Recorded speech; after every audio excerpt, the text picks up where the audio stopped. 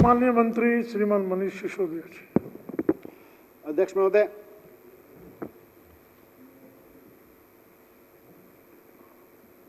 अभी सत्ता और विपक्ष के साथियों द्वारा दिल्ली में नई आबकारी नीति पर चर्चा में काफी कुछ कहा गया। किसी ने ईमानदारी की भी बात की, अजय महावर जी ने कुछ जिक्र किया, कोई शायरी पढ़ी। मैं यहीं से बात शुरू करना चाहता हूं कि ईमानदारी का दाम दिल्ली की जनता जानती है, जिनको एक ईमानदार मुख्यमंत्री मिल गया है। इसलिए ईमानदारी के दाम दिल्ली की जनता जानती है। अध्यक्ष महोदय, देश में लिकर पॉलिसी के दो मॉडल हैं। एक मॉडल है जहां शराब अलाउ की जा रही है बेचना, और एक जहां बैन की हुई है। बैन वाले में गुजरात है, कई और राज्यों के भी नाम लिए गए यहाँ पे। गुजरात में आप राजस्थान बॉर्डर पे चले जाओ, महाराष्ट्र बॉर्डर पे चले जाओ, मध्य प्रदेश बॉर्डर पे चले जाओ, मतलब वहां बच्चा बच्चा जानता है किस तरह से इलीगल शराब पूरे गुजरात में जा रही है। आप गुजरात में चले जाओ, इलीगल शराब मिल जाएगी आपको वहां पे। तो जो 10,000 करोड़, गुजरात के लोग बताते हैं, मैं तो गुजरात में भी गया पीछे, कि जी 10,000 करोड़ रुपए का जो रेवेन्यू गुजरात सरकार को मिलना चाहिए था, वो तथाकथित शराबबंदी के नाम पर भारतीय जनता पार्टी और उनके ठेकेदार कमा रहे हैं, सबके सिस्टम के साथ मिलकर। बिहार में भी बैन है, उसके बारे में सुप्रीम कोर्ट के माननीय चीफ जस्टिस साहब ने हाल में एक टिप्पणी की थी, मैं उस पर ज़्यादा कोई टिप्पणी करना नहीं चाहता। मैं दिल्ली की बात करूंगा।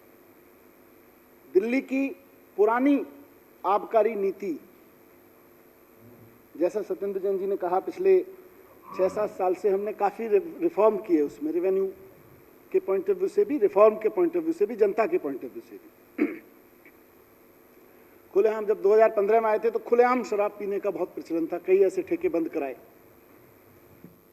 और साथ साथ बड़े स्तर पर अभियान चलाया गया, पूरे के पूरे अपने एनफोर्समेंट डिपार्टमेंट को झोंक के कि कोई भी खड़ा हुआ शराब पीता हुआ मिले, पकड़ लो उसको, उठा लो उसको वहां से। कारों में, झुग्गियों में, पार्कों में, इधर उधर जहां जहां जो शराब पीते मिलता था, ओपन लिकर कंजम्पशन, खूब जबरदस्त तरीके से माहौल बना के चलाया गया। उसका एक छोटा सा एक उदाहरण एक बार मिला मुझे। कोई नोएडा से आए थे, तो बोले यार, जानकारी थे, मैं किसी जानकार के जानकार थे, उसने मेरे जानकार से पूछा, यार ये दिल्ली में मनीष सिसोदिया जी ने, अरविंद केजरीवाल जी ने इतना मुश्किल कर दिया है शराब पीना, कार में बैठ के तो शराब पी नहीं सकते, उसके लिए नोएडा जाना पड़ता है। तो बहरहाल, लेकिन कुछ बुनियादी खामियां थी उस पॉलिसी में। कुछ चीजों को हमने शुरू में ईमानदार राजनीति की वजह से, और कुछ विजन की वजह से, कुछ रिफॉर्म की वजह से, कुछ अच्छे ऑफिसर्स को लगा लगा के उस दौरान में ठीक किया। एक में इसलिए क्योंकि सदन के रिकॉर्ड में भी रहे, क्योंकि काफ़ी पॉलिसी पे चर्चा हुई है, अंदर भी और बाहर भी।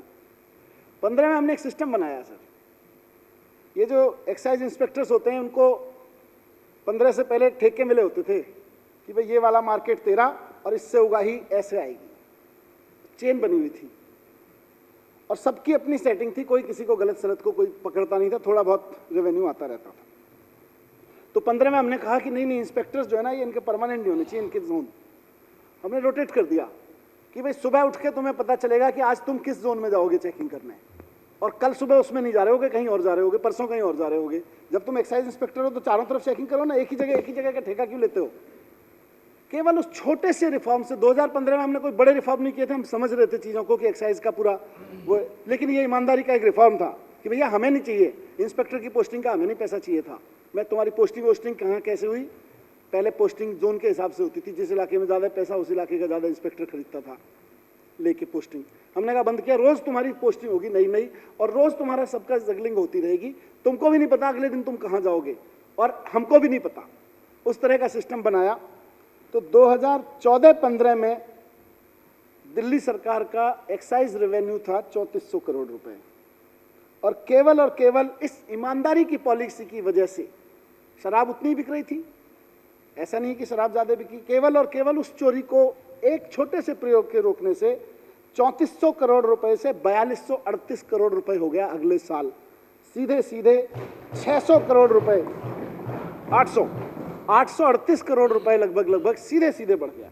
केवल और केवल इतने भर प्रयोग से कि इंस्पेक्टर्स की जो तैनाती होती थी उस धंधे को बंद करके अब इंस्पेक्टर हर जगह का इंस्पेक्टर होगा। कल हो सकता है वो बेईमान गया हो, आज ईमानदार चला जाएगा, कल वाले की बखिया उधेड़ देगा हो।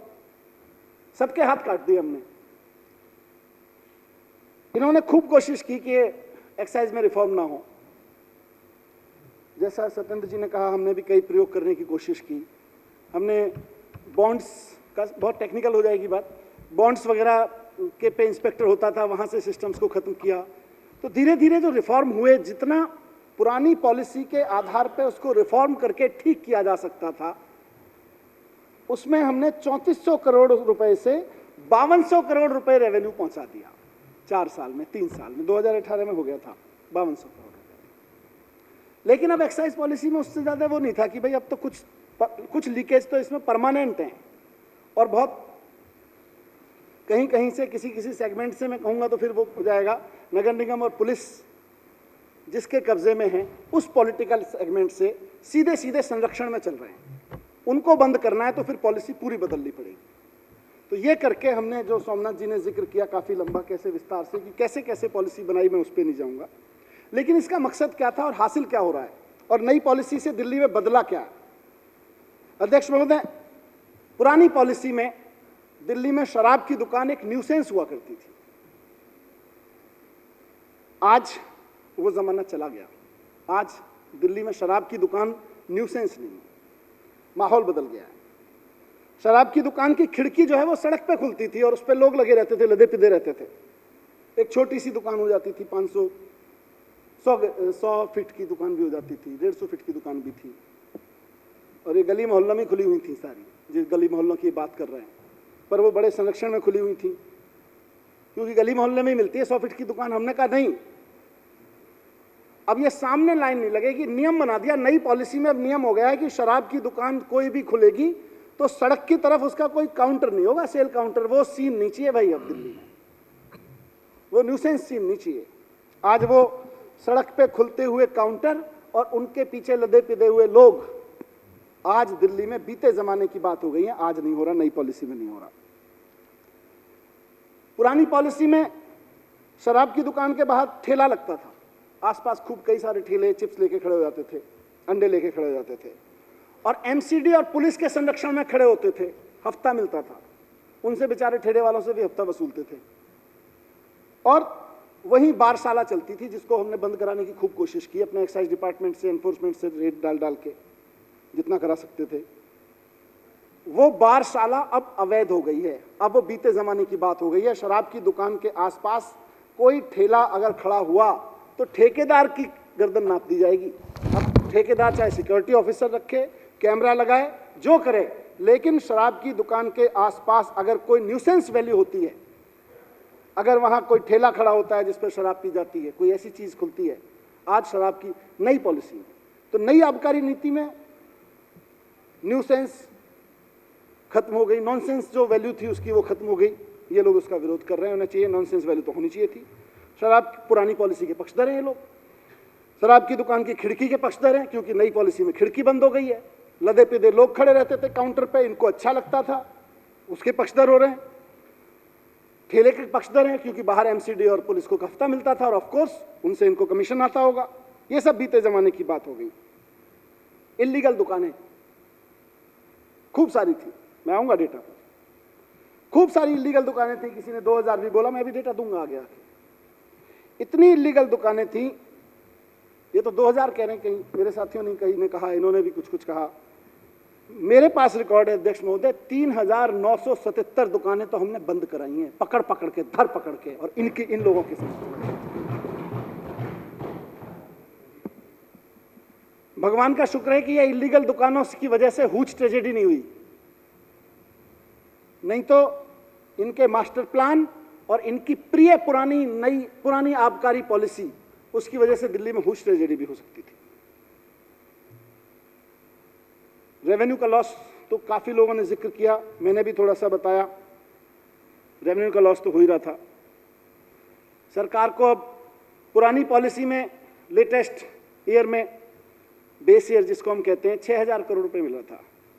अब 9,500 करोड़ से ज़्यादा सरकार को रेवेन्यू मिलेगा। ये लोग इसका विरोध कर रहे हैं कि सरकार को क्यों मिल रहा है, ये तो कहीं और मिलना चाहिए था, पहले कहीं और जाता था।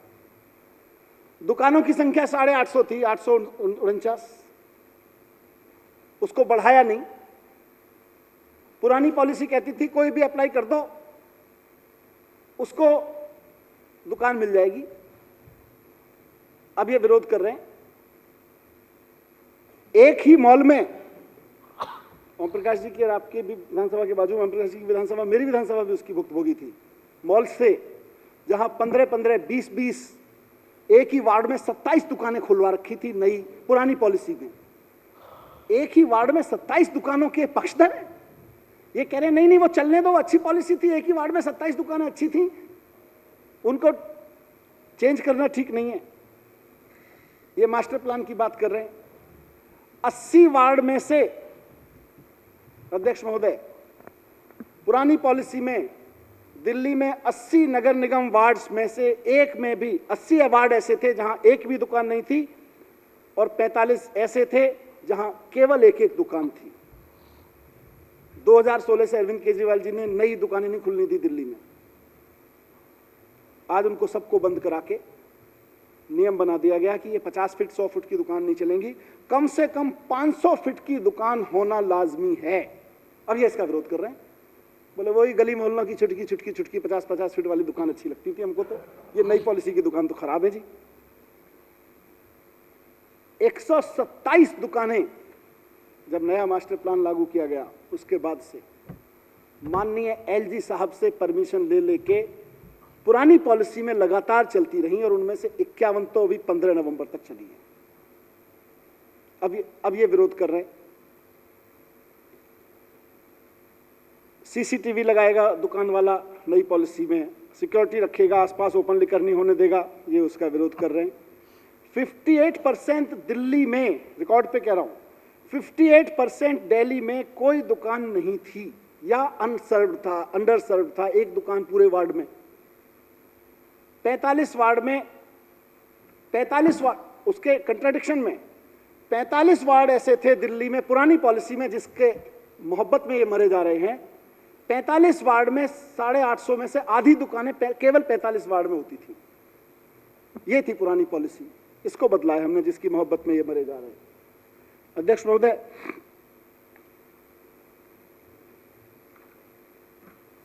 नई नीति का भारतीय जनता पार्टी विरोध कर रही है, कसम राम की खा रही है कि हम तो विरोध करेंगे। किस सरकार की नीति का विरोध कर रही है?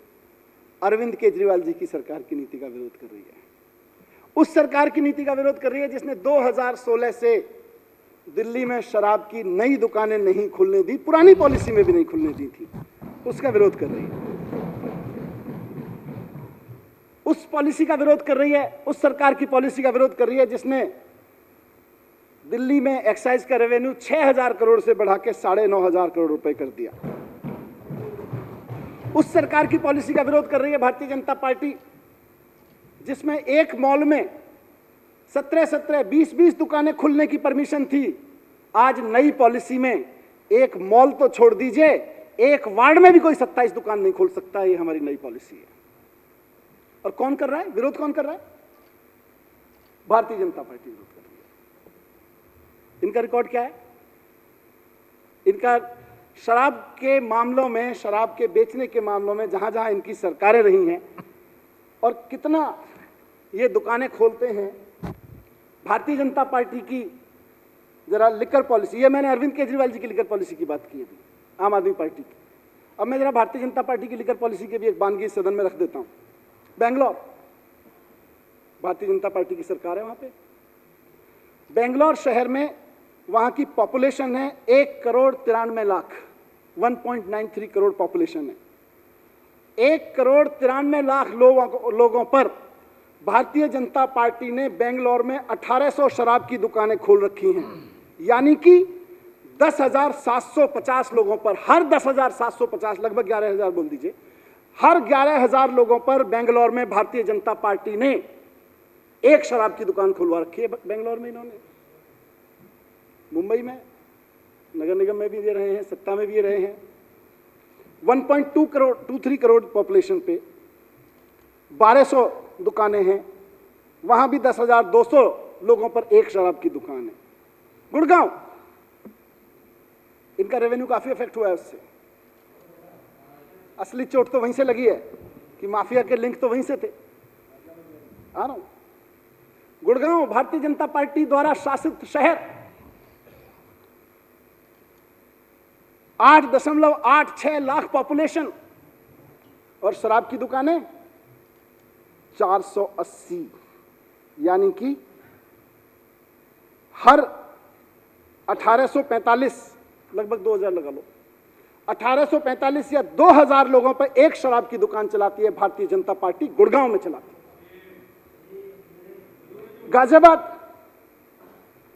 गाजियाबाद की पॉपुलेशन सब नया पुराना सब लगा के 28 लाख, लिबरल कैलकुलेशन किया मैंने, कोई टाइट करके नहीं, 28,67,000 पॉपुलेशन गाजियाबाद, और शराब की दुकानें 950, यानी कि 2,947, हर 3,000 मान लीजिए, हर 3,000 लोगों पर भारतीय जनता पार्टी गाजियाबाद में एक शराब की दुकान चलवाती है।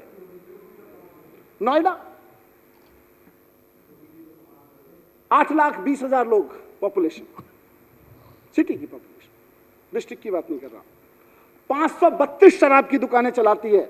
हर 1541 लोगों पर एक शराब की दुकान भारतीय जनता पार्टी ने खोल रखी है नोएडा में। हर 1541 लोगों पर नोएडा में एक शराब की दुकान, हर 2947 लोगों पर गाजियाबाद में एक शराब की दुकान, हर 2000 लोगों पर गुड़गांव में एक शराब की दुकान, हर 10,000 लोगों पर मुंबई में एक शराब की दुकान, हर 10,700 लोगों पर बेंगलोर में एक शराब की दुकान। और पूरे हरियाणा को देखें, इनका राज्य है, भारतीय जनता पार्टी का शासन है, 2,73,00,000 लोगों की पॉपुलेशन है, 2600 दुकानें हैं, यानी कि 10,000 पर एक दुकान। हर 10,000 लोगों पे एक दुकान खोलते हैं, 2,000 लोगों पे एक दुकान खोलते हैं, 10,000 लोगों पे एक दुकान खोलते हैं। दिल्ली 2.5 करोड़ की पॉपुलेशन, 849 शराब की दुकानें हैं, 29,400 लोगों पर एक शराब की दुकान एवरेज आती है। बताइए शराब की नीति कहां की अच्छी है? कौन सी शराब लग रही है? अब बताइए, जहां 2,000 लोगों पे एक एक शराब की दुकान खोल रखी है, 10,000 लोगों पे खोल रखी है, 3,000 लोगों पे खोल रखी है, 2,500 लोगों पे एक शराब की दुकान भारतीय जनता पार्टी ने खोल रखी है। शराब की नगरी वो हुई, या शराब की नगरी वो हुई जहां अरविंद केजरीवाल जी की सरकार ने 2016 से ये आंकड़ा मेंटेन करके रखा हुआ है कि 849 से एक भी शराब की दुकान फालतू नहीं होगी, और अगर उसको कैलकुलेट करके देखें तो लगभग 30,000 लोगों पे एक शराब की दुकान। और ये कहते हैं शराब की नगरी बना दी। क्या ढोंग रचते हैं? कहते हैं शराब पीने की उम्र कम कर दी, बच्चों को बिगाड़ेंगे।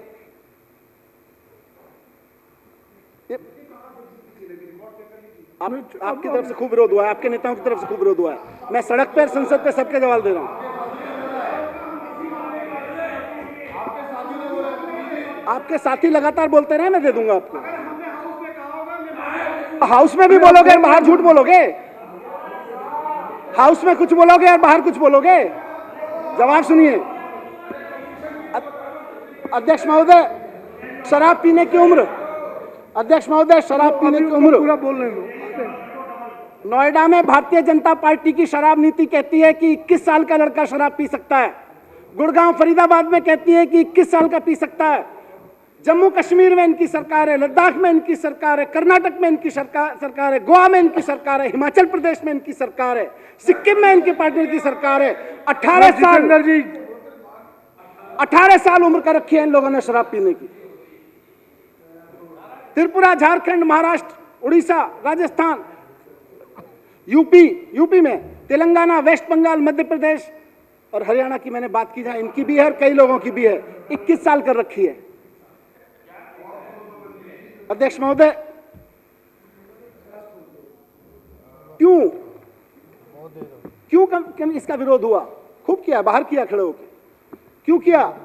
क्योंकि 21 साल, वहां जब यंग लड़का लड़की कोई शराब पीने जाता है, वहां कोई रेस्टोरेंट में जाता है, अगर उसने उसके सामने शराब का गिलास रखा हुआ है, बियर रखी हुई है, वाइन रखी हुई है, तो सबसे पहले इनकी पुलिस पहुंचती है, आई कार्ड दिखाओ।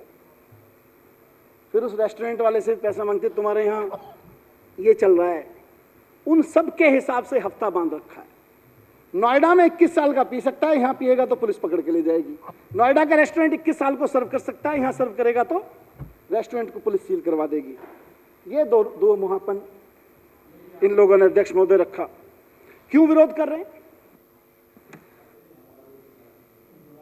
मैं बता रहा हूं क्यों विरोध कर रहे हैं। क्योंकि दिल्ली में, अब सुन तो लो जवाब।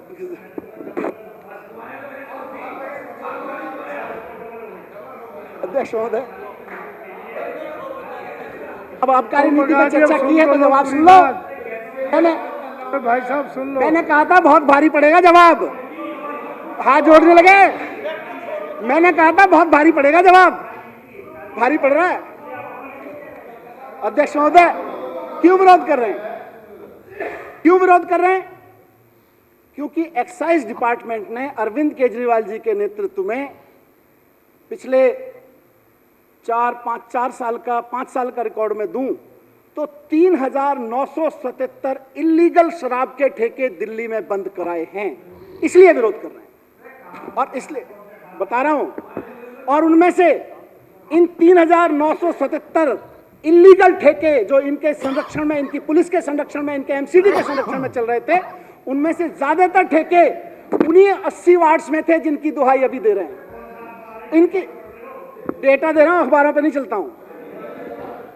अध्यक्ष महोदय, 4,000 लोग अरेस्ट किए केजरीवाल जी के नेतृत्व में सरकार ने। 2059 व्हीकल सीज किए जिसमें ये लोग और इनके गुर्गे इलीगल शराब ला रहे थे। कल सड़क पे खड़े दुखी हो रहे थे इनके लोग। और 15,52,855 बोतल इलीगल शराब इनके लोगों के द्वारा दिल्ली में बेची जाती पकड़ी गई। इनको अरेस्ट किया गया। इसलिए इनको दिक्कत हो रही है कि ये नई शराब नीति में तो ये गड़बड़ हो गई, अब ये धंधा कैसे चलेगा।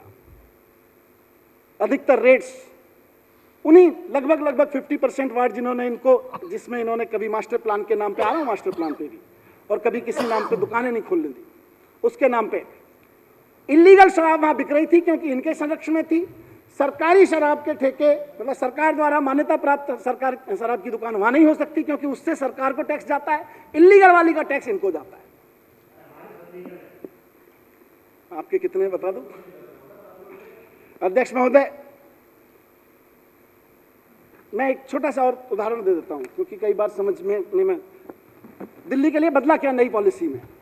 एक शराब की बोतल मान लो मैन्युफैक्चरर के यहां से, जहां से फैक्ट्री से बनती है, 100 रुपए की आती है मान लीजिए। तो पिछली पॉलिसी में उस पर यहां आके 300 रुपए टैक्स लगता था, तो वो सपोज 400 रुपए की बोतल एक ग्राहक को मिलती थी।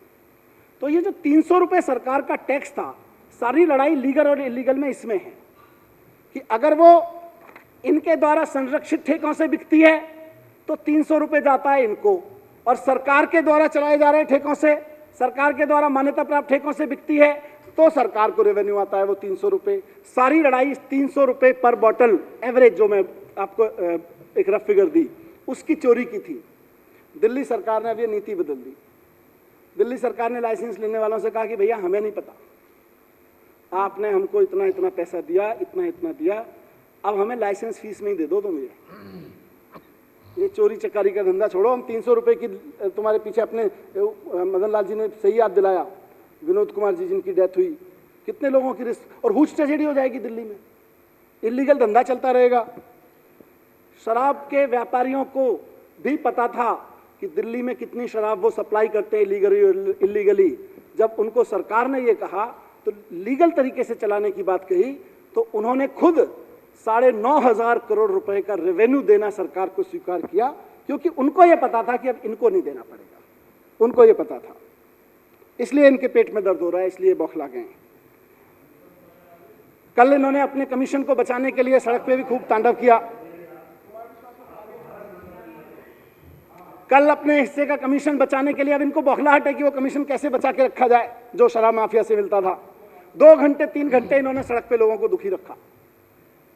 इनको चिंता दिल्ली वालों की नहीं है अध्यक्ष महोदय, अभी कह रहे थे हमें दिल्ली की चिंता है, इनको चिंता कमीशन की है। ये अभी मास्टर प्लान की बात कर रहे थे अध्यक्ष महोदय, अभी मास्टर प्लान की बात कर रहे थे। दिल्ली के 2.5 करोड़ लोगों के साथ ये जो so called Delhi master plan है, इससे बड़ी गद्दारी कुछ नहीं हो सकती। क्यों?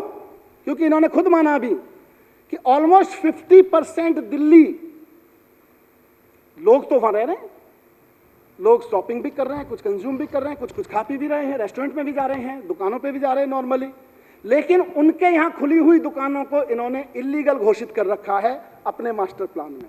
इन्होंने जानबूझ के मास्टर प्लान ऐसा बनाया कि आधी दिल्ली अवैध मार्केट कहलाए। यह मास्टर प्लान नहीं है अध्यक्ष महोदय।